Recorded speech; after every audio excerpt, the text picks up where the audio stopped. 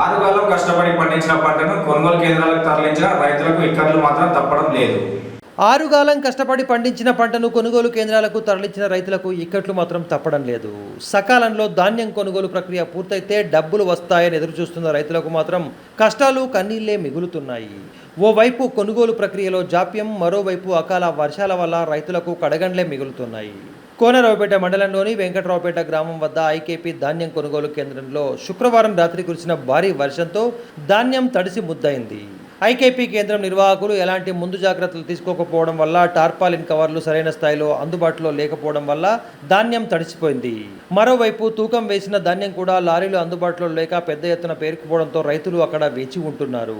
వారాల తరబడి వేచి ఉన్నప్పటికీ తమ ధాన్యం తూకం వేయకపోవడం, మరోవైపు అకాల వర్షాల వల్ల తీవ్రంగా నష్టపోతున్నామని తమను ఆదుకోవాలని రైతులు కోరుతున్నారు.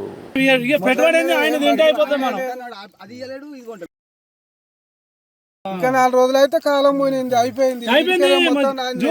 జూన్ ఫస్ట్ కు వర్షమేనట. ఏమున్నది 15 రోజులు ఉన్నది. 15 రోజులకు కూడా ఇవి ఒడిచా అందలేవు. అంత ఇంత దారుణమైన కలెక్టర్ జర మా రైతులను పట్టించుకొని కొద్దిగా ఈ అడ్లు కొనుగోలు చేసేటాడు చేయండి. వెంకటరావుపేట సెంటర్ మొత్తం అట్లనే ఉన్నాయి. మొత్తం అన్యాయం అయిపోతుంది. ఇంత కూడా అరే వచ్చింది. మీకు దయచేసి ప్రభుత్వం జర పట్టించుకొని మమ్మల్ని ఆదుకోరి రైతులను అందరు. మందగించుకునేది ఏమనగా మా వెంకట్రావుపేట సెంటర్ నుంచి ఇప్పటి వరకు 5 లారీలు కూడా పోలేదు. మొత్తానికే అడ్లన్నీ ఇట్లుగా ఉన్నాయి. అడ్లు వర్షాలు కొట్టి మొత్తం మొలకలు వస్తున్నాయి.